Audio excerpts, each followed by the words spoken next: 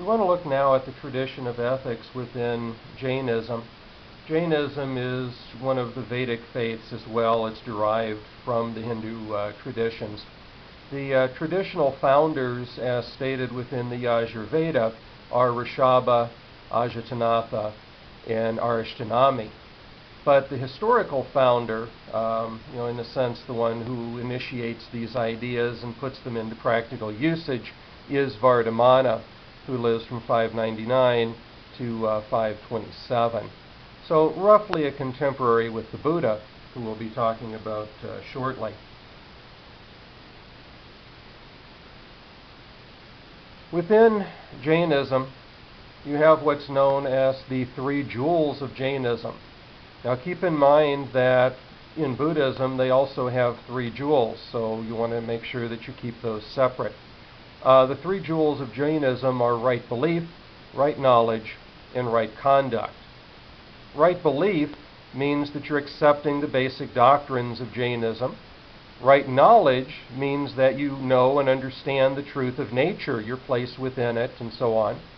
And right conduct is the key to ethical behavior.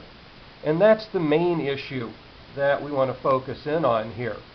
And so in terms of knowing right conduct, we have the five great vows, or the five virtues of Jainism.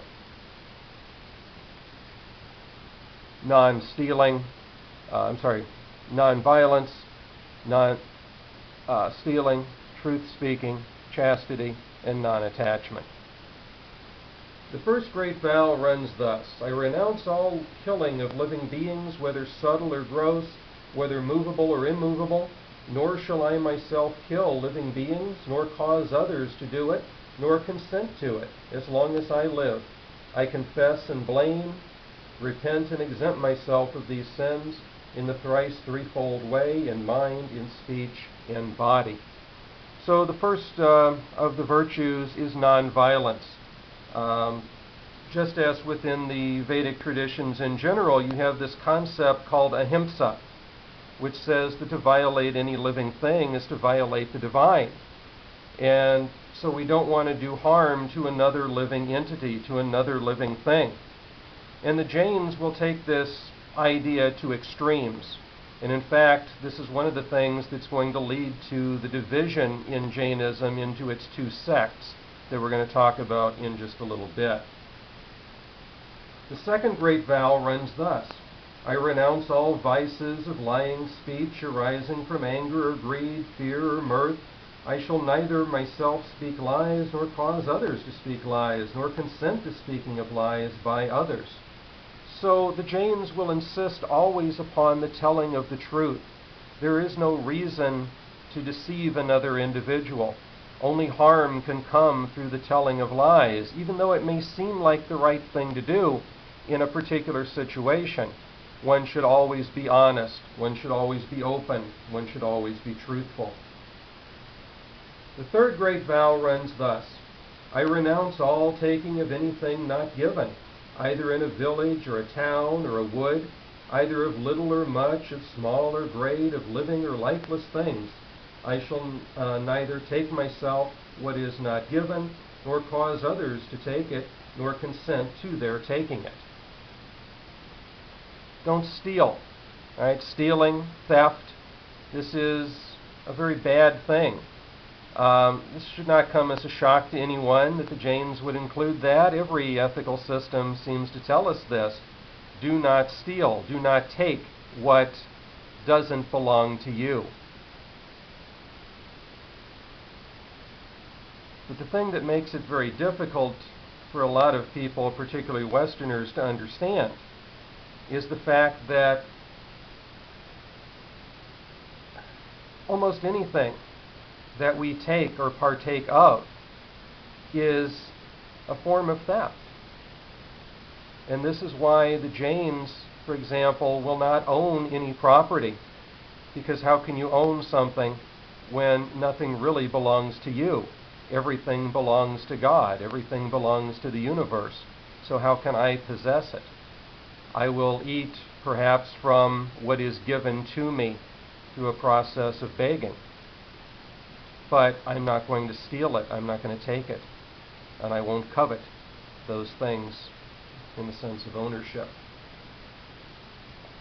The fourth great vow runs thus: I renounce all sexual pleasures, either with gods or men or animals. I shall not give away to sexuality. Like most religious traditions and trends, Jainism is going to stress the value of celibacy. That sexual activity is something that is a corrupting influence.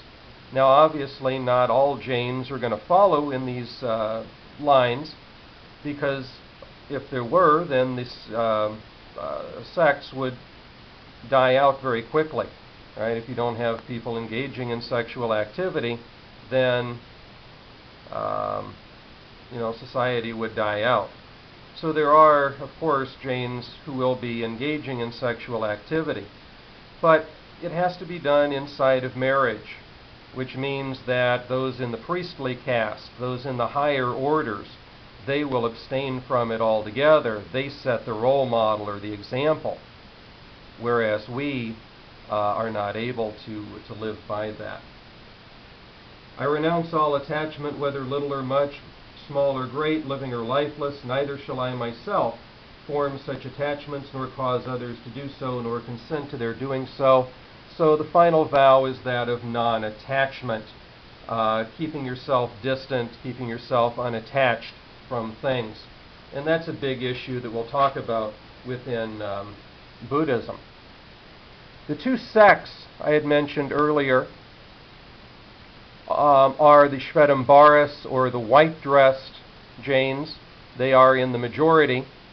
But you also have the Digambaras, or the sky-clad Jains. And those individuals find themselves in the minority. As you see, the Digambaras will take the issue of not owning anything, not possessing anything, not doing harm to anything so far, that they actually will go around naked, because wearing clothing means that you've killed some kind of animal or the fibers of a plant in order to produce the clothing that you're wearing. The only thing that they will take with them is a little brush that they will use to brush off a seat before they sit down, or to brush the ground in front of them so that they don't accidentally sit on an insect or step on an insect while they're traveling, because that too would be doing great harm to those individuals. So the Digambaras then are the more extreme view. The mainstream view of Jainism is the Shvetambaras.